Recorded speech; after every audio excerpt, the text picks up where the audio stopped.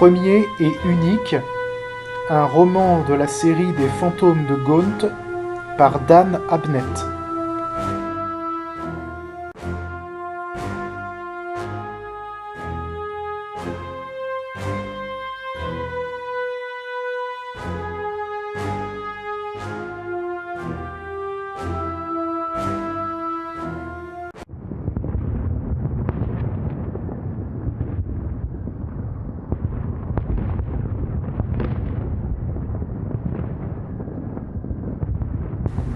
Extrait de l'histoire des récentes croisades impériales. Suite à ses exploits méritoires sur Koulen, les hauts seigneurs de Terra chargèrent le maître de guerre Sleido de lever une armée de croisades afin d'aller libérer les mondes de Sabbath, un ensemble de près d'une centaine de systèmes habités dispersés aux confins du Segmentum Pacificus. Embarqué à bord d'une flotte de guerre aux proportions épiques, un effectif avoisinant le milliard de gardes impériaux pénétra dans le secteur, soutenu par des détachements de l'Adeptus Astartes et de l'Adeptus Mechanicus, avec lesquels des pactes de soutien avaient été conclus. Après 10 ans de progression tenace et de batailles acharnées, la plus grande victoire de Sleido eut lieu, sur Balo, où il ouvrit la brèche qui allait permettre à d'autres de s'enfoncer au cœur des mondes de Sabbath. Hélas, ce fut alors que Sleido trépassa. Les querelles d'intérêt et les rivalités agitèrent le cercle de ses subordonnés qui se disputèrent sa succession. Le seigneur général Draver paraissait un héritier tout désigné, mais Sleido lui-même avait désigné le jeune commandant Makarot pour poursuivre sa tâche.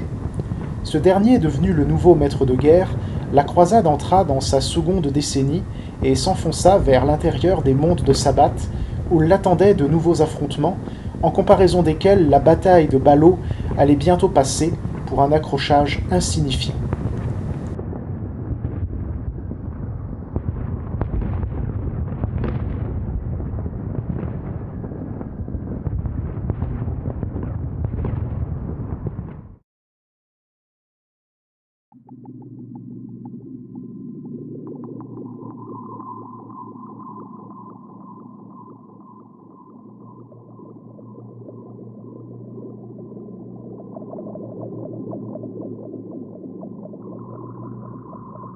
Première partie, l'emprise de Nubila.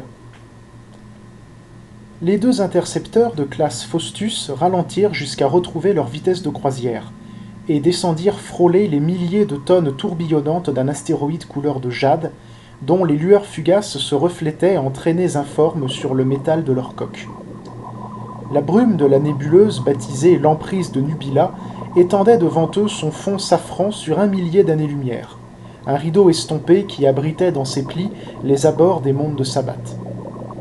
Chacun de ces vaisseaux de patrouille ressemblait à une élégante pointe droite, longue d'une trentaine de mètres depuis leur nez saillant jusqu'à leur dérive de queue. Les Faustus étaient des appareils effilés, semblables à des flèches de cathédrale garnies sur l'arrière d'arcs-boutants évasés qui abritaient leurs propulseurs principaux. Le blindage de leurs flancs arborait l'aigle impérial aux côtés des marquages verts et de l'insigne de la flotte du Segmentum Pacificus. Prisonnier du carcan de contention hydraulique qui le clouait au fauteuil de pilotage de l'engin de tête, le capitaine Thornton Lahane força son rythme cardiaque à calquer la décélération. Des jonctions à commande mentale mises en place par l'Adeptus Mechanicus reliaient son métabolisme au système de navigation, dont il percevait en lui la moindre réponse, la moindre fluctuation dans la trajectoire ou dans le rendement de sortie des réacteurs. Lahane avait 20 ans de service derrière lui, et cela faisait si longtemps qu'il pilotait des intercepteurs Faustus qu'ils étaient devenus comme une extension de son corps.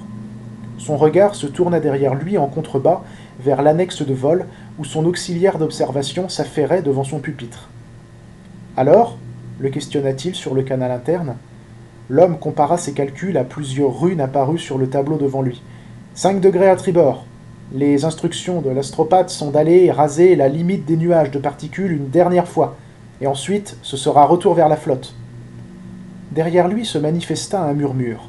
L'astropathe voûté avait remué dans son siège ovoïde. Des centaines de filaments connectaient les embouts dont son crâne était incrusté aux instruments de détection qui encombraient le ventre du Faustus. De chacun d'eux pendait un petit bout de parchemin jauni imprégné d'une odeur écœurante d'encens et couvert de mots que la haine ne voulait pas avoir à lire.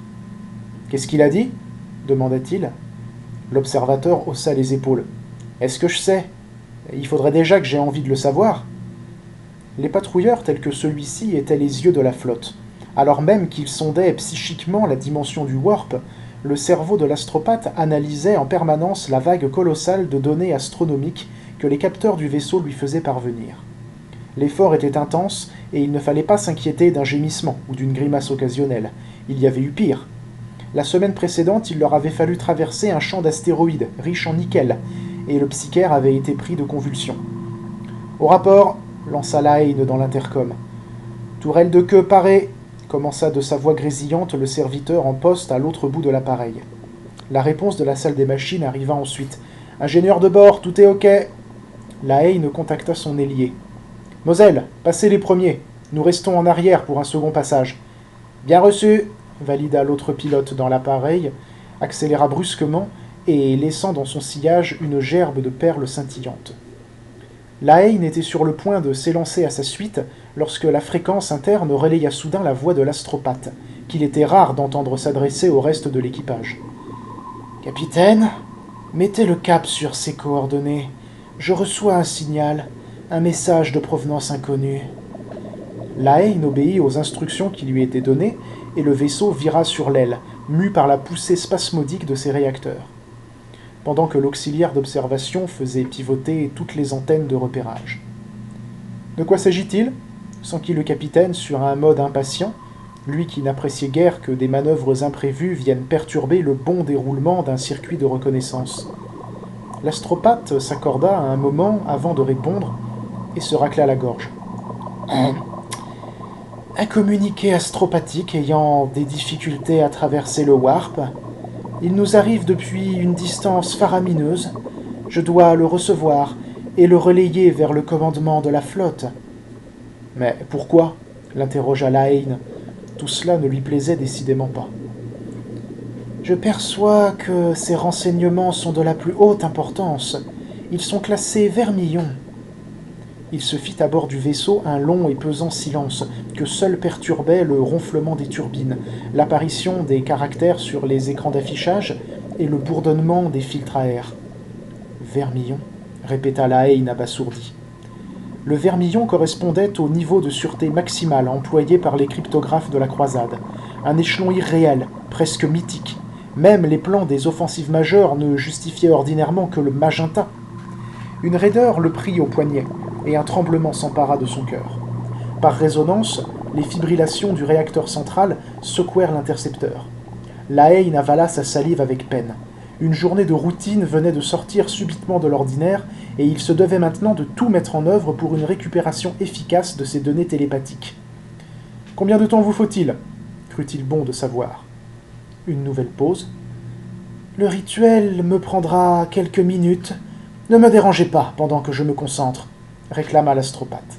Sa voix avait pris le ton flegmatique d'une personne déjà fatiguée, et commença à marmonner une prière.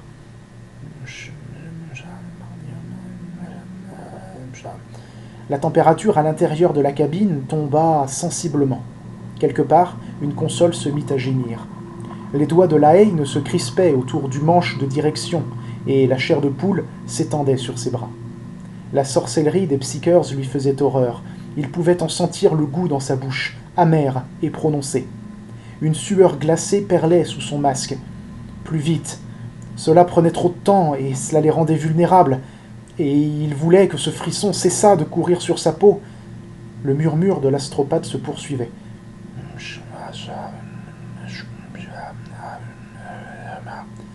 Au travers de sa verrière, la haine observait le manteau de brume rosâtre replié vers le centre de la nébuleuse, à quelques milliards de kilomètres de lui. Comme les rayons d'une aube jouant sur les filandres d'une toile d'araignée, la lumière froide et perçante de soleils anciens traversait ce voile, où des brouillards chargés virevoltaient et s'épanouissaient en volutes silencieuses. « Contact !»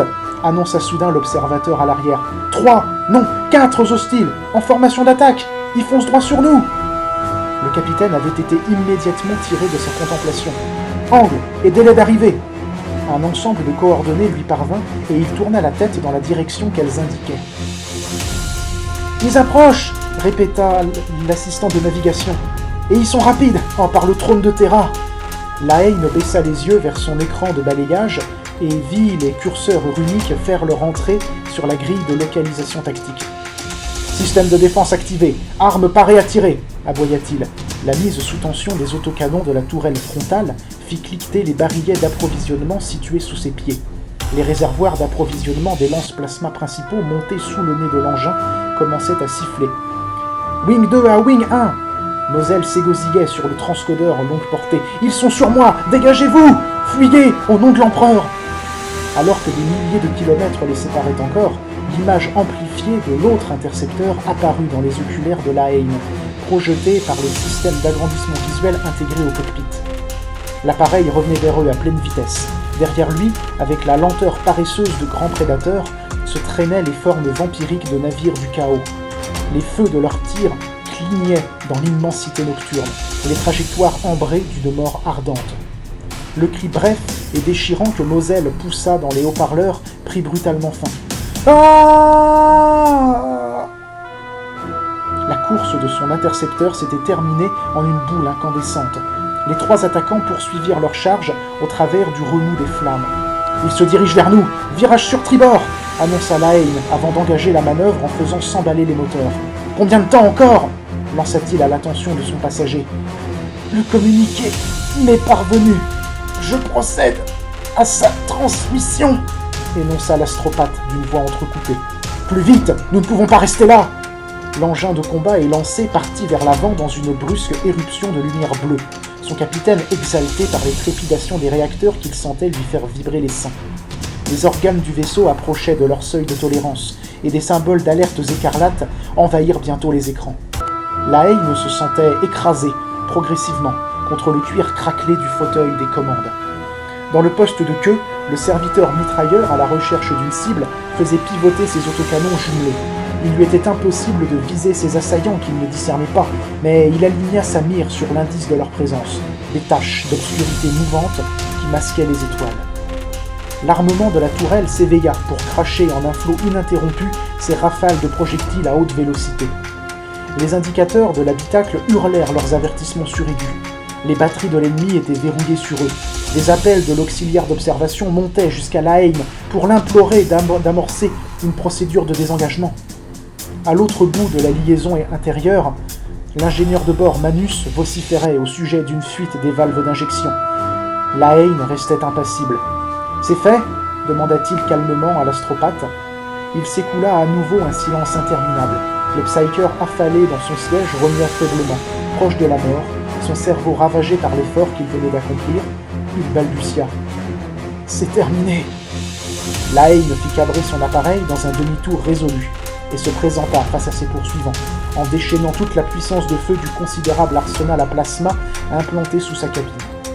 Il ne pouvait pas espérer les semer ou les vaincre, mais par l'Empereur, il en emporterait au moins un avec lui.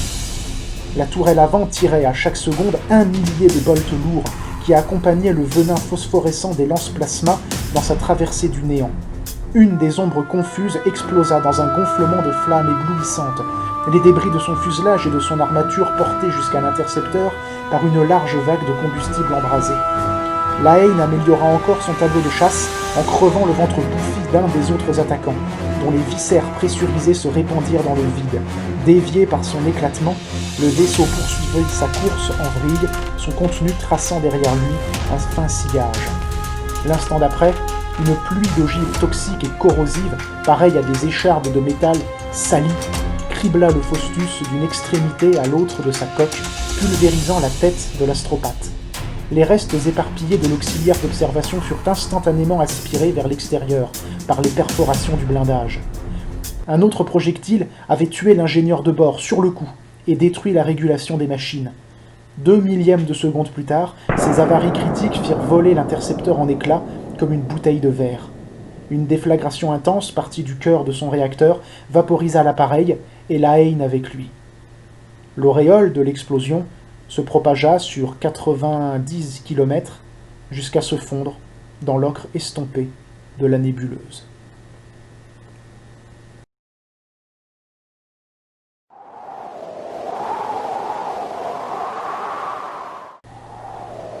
Réminiscence, planète d'Arendara, 20 ans plus tôt. Le palais d'hiver était assiégé. Dans les bois, sur la rive nord du lac gelé, les canons de campagne de la garde impériale poussaient leurs grondements sourds. Des flocons voltaient autour d'eux, et à chaque tir de riposte, les tremblements du sol faisaient tomber des arbres de gros amas de neige compacte. Les douilles fumantes bondissaient en tournoyant des culasses, puis rendaient un bruit métallique étouffé sur le manteau immaculé, que les piétinements réduisaient à l'état d'eau boueuse. Sur l'autre rive, le palais s'écroulait petit à petit, et une de ses ailes était à présent en feu. Au-dessus des quelques trous apparus sur les remparts élevés, les obus allaient percuter les arches volumineuses des toits en surplomb. Chaque impact projetait vers le ciel des morceaux de tuiles et de poutrelles dans une gerbe de poudre blanche. Certains tirs, trop courts, allaient briser la surface figée du lac, d'où jaillissaient des geysers d'eau glacée mêlés de limon et de fragments semblables à du cristal. Le général-commissaire Dillane Oktar, premier parmi les officiers de surveillance des régiments irkiens, se tenait debout à l'arrière de son half-track, au motif de camouflage gris clair, et observait le pilonnage derrière ses jumelles. Il se doutait déjà que les choses se termineraient ainsi quand le commandement de la flotte avait missionné les Irkiens afin de mater le soulèvement sur Darendara. C'était une fin cruelle, mais combien d'opportunités de se rendre avait-il concédé aux sécessionnistes ? Beaucoup trop. De l'avis de cette fiotte de général Draver, qui commandait les brigades blindées, envoyées soutenir l'infanterie irkienne. Et c'était un point sur lequel il aimait insister dans ses rapports, Oktar le savait. Malgré sa noble naissance, Draver était un soldat carriériste, dont les deux mains agrippaient si fermement les barreaux de l'échelle d'avancement que ses pieds étaient libres d'expédier des coups de botte à ceux qui montaient à ses côtés. Oktar n'en avait que faire, seule la victoire importait, non la gloire. En tant que général-commissaire, son autorité était appréciée, et personne ne mettait en doute sa loyauté envers l'Imperium, pas plus que son adhésion résolue aux ordres ou la détermination que ses discours passionnés inspiraient aux hommes. Cependant, Oktar restait convaincu que la guerre était une affaire simple, où la modération et la retenue permettaient de vaincre sans en payer le prix fort. Il avait vu l'inverse se produire bien trop souvent. Lorsqu'il était question de la garde impériale, les échelons suprêmes de l'état-major misaient généralement sur les tactiques d'usure. N'importe quel adversaire pouvait être écrasé si les moyens y étaient mis. Et la garde constituait, à leurs yeux, une réserve infinie de chair à canon, levée dans ce but bien précis. Mais telle n'était pas la façon de penser d'Oktar, et il avait éduqué en ce sens toute la structure de commandement irkienne. Il avait appris au général Kernavar et à ses subalternes à reconnaître la valeur de chaque homme. Il connaissait la majorité des 6000 Irkiens, dont la plupart par leur prénom. Oktar avait été des leurs dès le début, depuis la première fondation, sur les hauts plateaux de Irkan, ces vastes étendues d'herbe et de granit balayées par les vents. 6 régiments y avaient été organisés, 6 fiers régiments, les premiers de ce qu'Oktar espérait voir devenir une longue lignée de soldats qui hisseraient le nom de leur planète vers les sommets des listes honorifiques de la garde impériale, fondation après fondation. Ils étaient des braves. Oktar se refusait à les sacrifier ou à laisser d'autres le faire. Son regard se perdit vers les rangées d'arbres où les équipes de servants s'affairaient autour des avant-trains. Les Irkiens partageaient tous une constitution solide, des traits tirés et un teint pâle, surmonté de cheveux presque blancs qu'ils avaient coutume de porter court. Leur tenue de combat gris foncé était agrémentée de sangles beige, la même nuance qui se retrouvait sur leurs calots. Dans cet environnement froid, ils portaient habituellement des gants et de longs manteaux. Ceux qui armaient les canons n'avaient toutefois conservé que leur maillot de corps et leurs bretelles pendantes leur encadraient les cuisses, tandis qu'ils se penchaient sur des tas de munitions ou se raidissaient au son d'une déflagration proche. Il paraissait singulier dans ce paysage enneigé, où le souffle se changeait en vapeur, de voir ces hommes aux joues rouges traverser la fumée en débardeur, dégoulinant de sueur. Oktar connaissait les forces et les faiblesses de chacun d'eux. Il savait exactement à qui confier le rôle de tireur embusqué, qui envoyait en reconnaissance, qui chargé de mener une charge offensive, de désamorcer une mine, de couper un barbelé, d'interroger des prisonniers. Il estimait chaque soldat pour ses talents particuliers dans l'art de la guerre qu'il ne convenait pas de laisser perdre. Le général Kernavar, lui, les employait de la manière appropriée, grâce à quoi ils vaincraient, et vaincraient encore 100 fois plus que ceux qui n'utilisaient leurs escouades que pour absorber les tirs sur une ligne de front. Des hommes comme Draver, Oktar frissonna rien que d'imaginer de quoi cet animal se rendrait coupable le jour où la conduite d'une telle attaque serait placée entre ses mains. Cet avorton, dans son col empesé, pouvait bien aller ensuite se plaindre aux huiles de passer pour l'imbécile qu'il était. Ce n'était pas à lui d'enlever cette victoire. Oktar sauta sur la plateforme du véhicule et tendit la paire de jumelles à son sergent. « Où est le gamin » demanda-t-il de sa voix chaude et pénétrante. Le sergent ne put s'empêcher de sourire pour lui-même. Le gamin détestait qu'on l'appelle ainsi.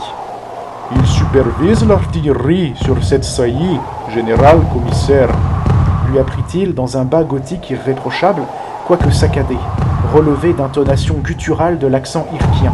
« Envoie-le-moi » décréta Oktar en se frottant les mains pour y encourager la circulation. « Je pense qu'il est temps de lui donner l'opportunité d'aller de l'avant. » Le sergent fit mine de partir et s'arrêta sur place. « D'aller de l'avant, commissaire, ou d'aller à l'avant » Oktar sourit de toutes ses dents. « Les deux, bien entendu. » Le sergent gravit la crête vers les batteries disposées à son sommet, là où les arbres avaient été dénudés une semaine auparavant par une frappe aérienne des sécessionnistes. Leurs troncs fendus n'arboraient plus qu'un semblant d'écorce blafarde, et sous la neige, le sol était couvert d'éclats de bois, de brindilles amoncelées et d'innombrables aiguilles odorantes. Il n'y aurait plus de frappe, plus maintenant. Les appareils adverses opéraient depuis 2 bandes d'atterrissage localisées au sud du palais d'hiver, rendues inexploitables par les blindés du colonel Draver. Non que l'ennemi ait eu au départ grand-chose à exploiter, peut-être une 60aine d'anciens modèles équipés de canons rotatifs fixés près de la carlingue et d'attaches à l'extrémité des ailes pour les rares bombes qu'il parvenait à se procurer. Le sergent Irkien avait néanmoins éprouvé une inavouable admiration pour les pilotes sécessionnistes qui s'étaient donné du mal et avaient pris d'énormes risques afin de larguer leurs charges sur les sites primordiaux sans bénéficier de l'avantage d'une bonne instrumentation de visée air-sol. Ils n'oublieraient jamais l'épisode qui avait rayé de la carte leur bunker de communication, encore caché 15 jours plus tôt dans les replis de la montagne. Avant de situer son objectif, le biplace était passé 2 fois à basse altitude, secoué par les projectiles à fragmentation des pièces de DCA. Il revoyait les visages tendus du pilote et de l'artilleur, lesquels avaient été obligés d'ouvrir la verrière de leur habitacle pour repérer leur cible de leurs propres yeux. Courageux, désespérés. Cela ne faisait pas une grande différence selon lui, et déterminé, c'était le point de vue du général commissaire. Il savait cette guerre perdue, avant même qu'elle n'eût débuté, et avait malgré tout tenté de résister à l'Imperium. Le sergent savait que Oktar les admirait, et lui-même, en retour, admirait la façon dont Oktar avait insisté auprès du chef d'état-major pour qu'il soit laissé aux rebelles plusieurs chances de capituler. Quelle utilité y avait-il à massacrer pour rien ? Cela ne l'avait pas empêché de frémir quand la bombe d'1,5 tonne avait littéralement soufflé le centre de transmission, tout comme il s'était ensuite joint aux acclamations lorsque les 4 fûts d'une batterie anti-aérienne Hydra avaient abattu de concert celui qui l'avait lâché. Sa queue projetée par-dessus lui, l'appareil semblait avoir été percuté par l'arrière et il avait continué de tourner en se consumant, le temps d'une longue chute vers un massif distant. En atteignant le sommet du relief, le sergent aperçut le gamin, debout, au milieu des emplacements, grand, blême, mince mais bien bâti, occupé à distribuer aux approvisionneurs les ogives neuves d'un stock à moitié enterré derrière un pare-éclat. Cet aspirant l'intimidait. Si la mort ne venait pas le prendre avant cela, le gamin deviendrait un jour commissaire de plein droit. D'ici là, il bénéficiait du statut de commissaire cadet et servait son tuteur Oktar avec un enthousiasme et une énergie sans limite. À l'instar du commissaire, le gamin n'était pas irkien. Le réalisa alors pour la première fois qu'il ne savait même pas d'où venait le gamin. Et sans doute, le gamin ne le savait-il pas lui-même. « Le général commissaire veut te voir !» lui transmit-il, en parvenant à sa hauteur. Le gamin se baissa pour ramasser un autre obus de la pile et le posa dans les bras du servant qui attendait. « Tu m'as entendu ?» demanda le sergent. J'ai entendu, consentit enfin à répondre le commissaire cadet Ibram Gaunt. Il le mettait à l'épreuve. Ce qu'on lui avait confié était une véritable responsabilité, et il valait mieux ne pas commettre d'impair. Gaunt savait aussi que le moment était venu de démontrer à son mentor qu'il avait l'étoffe d'un commissaire. Aucune durée fixe n'était prescrite pour la période d'entraînement d'un cadet. Après son éducation par la Schola Progenium et l'accomplissement de ses classes au sein de la garde, il recevait le reste de sa formation sur le terrain, et son accession au rang de commissaire était laissée au bon vouloir de son officier de tutelle. La décision de le promouvoir ou de le briser appartenait à Oktar, et à Oktar seul. Toute sa carrière de représentant impérial, chargé de dispenser la discipline, l'inspiration et l'amour de l'empereur-dieu de Terra dans la plus gigantesque organisation militaire de l'univers, dépendait de sa réussite. Gaunt était un jeune homme calme et concentré. Le grade de commissaire avait été son ambition la plus chère depuis ses premiers jours à la Schola Progenium. Il faisait confiance à Oktar pour se montrer juste. Le général commissaire l'avait pris à son service en le choisissant personnellement parmi les cadets du groupe d'honneur. Et durant ces 18 derniers mois, il était presque devenu un père pour lui. Strict et intraitable, il était vrai. Le père qu'il n'avait jamais réellement connu. « Tu vois l'incendie qui ravage cette aile ?» lui avait-il dit en la lui désignant. « C'est une ouverture. À l'heure qu'il est, les sécessionnistes doivent être en train de se replier vers l'intérieur du palais. Le général Kernavar et moi avons décidé d'envoyer quelques escouades attaquer leur centre. Tu te sens à la hauteur ?» Gaunt, une boule coincée dans la gorge, avait mis du temps pour répondre. « Commissaire, vous me demandez de... » « Les diriger, c'est bien ça. Ne prends pas cet air surpris, Ibram. Tu passes ton temps à me réclamer une occasion de montrer tes qualités de meneur d'hommes. Qui prends-tu avec toi ? Vous me laissez le choix ? Ce que tu veux. Les engagés de la 4e brigade. Tannhaus est un bon chef d'escouade et ses hommes sont des spécialistes de la progression pièce par pièce. Eux et l'équipe d'armes lourdes de Richlind. Excellent choix, Ibram. Prouve-moi que j'ai eu raison. Il progressait au travers des flammes, le long de couloirs ornés de tapisseries battues par le vent, sur lesquelles la lumière tombait depuis les hautes fenêtres. Gaunt le novice avait pris en personne la tête des opérations, comme Oktar lui-même l'aurait fait, les doigts serrés sur son pistolet laser, fringant dans son uniforme d'aspirant garni de bleu. Les sécessionnistes lancèrent leur contre-attaque de la dernière chance depuis l'extrémité du 5e corridor. Les impacts de tirs laser crépitèrent autour d'eux. Le cadet Gaunt plongea derrière un antique sofa qui ne fut bientôt plus qu'un tas de bois de chauffe jadis hors de prix. Tannhaus se pressait derrière lui. « Et maintenant ?» le sollicita le major Irkien. « Grenade !» réclama Gaunt. Sa demande fut répercutée. Gaunt se saisit de la ceinture garnie d'explosifs qui lui était tendue et commença à régler chacun des 20 minuteurs. « Dites à Waltham de venir ici !» Le soldat Waltham les rejoignit. Gaunt le savait célèbre dans tout le régiment pour la puissance de son bras. Sur leur monde natal, il avait été un champion au javelot. « Envoie-moi ça là où il faut !» lui fut-il ordonné. Walton agrippa la bandoulière et ponctua son lancer d'un grognement ténu. 6 pas plus loin, le couloir se désintégra. L'avance reprit au milieu de la fumée et des poussières de ciment. La défense des sécessionnistes avait définitivement perdu son ardeur.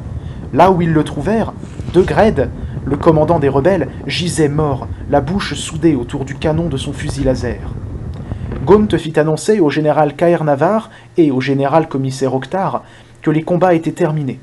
Sous sa surveillance, les prisonniers furent dirigés vers l'extérieur, les mains sur la tête, pendant que d'autres Irkiens mettaient hors service les emplacements d'armes et leurs réserves de munitions. « Et elle, qu'est-ce qu'on en fait ?» Gaunt se détourna du canon d'assaut dont il venait de démonter le percuteur. La jeune fille était ravissante, sa peau laiteuse et ses cheveux noirs, comme cela était le propre de tous les Darendariens. Elle répondait en griffant les mains des soldats irkiens qui les bousculaient, elle et d'autres prisonniers, vers l'autre bout du corridor empli de courants d'air. Lorsqu'elle aperçut Gaunt, la fille s'arrêta net. Il s'attendit à recevoir le vitriol de sa colère et les injures communes à tous les vaincus dont les convictions et la cause avaient été réprimées, mais ce qu'il vit le figea à son tour. Les yeux de ce masque d'albâtre étaient vitreux, pareils à du marbre poli. Il y avait sur ce visage une expression qui fit frémir Gaunt lorsqu'il comprit que cette jeune fille semblait le reconnaître. Il y en aura 7, annonça-t-elle soudain, dans un haut gothique étonnamment parfait, sans aucune trace de l'accent local. Cette voix éraillée ne semblait pas être la sienne, les mots ne correspondaient pas au mouvement de sa bouche. 7 pierres de pouvoir. Sépare-les et tu seras libre. Ne les tue pas. Mais avant cela, tu devras trouver tes fantômes. Ça suffit, la coupa Thanos, avant d'ordonner à ses hommes de l'emmener. La fille avait à présent le regard perdu et la bave au menton, des signes évidents de son passage en transe. Les soldats se méfiaient d'elle et ne la poussaient que d'un bout de bras, par crainte de sa magie. Dans le couloir, la température parut baisser encore. Les expirations de tous ceux présents se muèrent simultanément en bouffées blanches. L'atmosphère prit une odeur lourde et métallique, la même que durant les prémices d'un orage. Gaunt sentit se hérisser le duvet à l'arrière de sa nuque. Il ne parvenait pas à quitter des yeux celle qui marmonnait toujours, tandis que ses gardiens l'éloignaient avec circonspection. « L'Inquisition saura s'occuper d'elle, » commenta Thanos en grelottant. « Encore une psychiatre non recensée au service de l'ennemi. »« Attendez !» Gaunt la rattrapa à grandes enjambées et se planta devant elle, néanmoins effrayé par l'aura surnaturelle de cet être auquel il était confronté. « Vous pouvez m'expliquer ? 7 pierres ? Des fantômes ?» Les yeux de la jeune fille se révulsèrent, et la voix cassée s'échappa en un gargouillis immonde d'entre ses lèvres tremblantes. « Le Warp te connaît, Ibram !» Celui-ci recula sous l'effet de la surprise. « Comment connaissez-vous mon nom ?» Elle ne répondit pas, pas de manière cohérente, se contentant de se débattre et de cracher. Les seuls sons qui montèrent ensuite de sa gorge furent des mots inarticulés, sans le moindre sens, et des grognements bestiaux. « Emmenez-la !» répéta Thanos. Un des soldats s'approcha et s'effondra à genoux, frappé de convulsions, le nez dégoulinant de sang.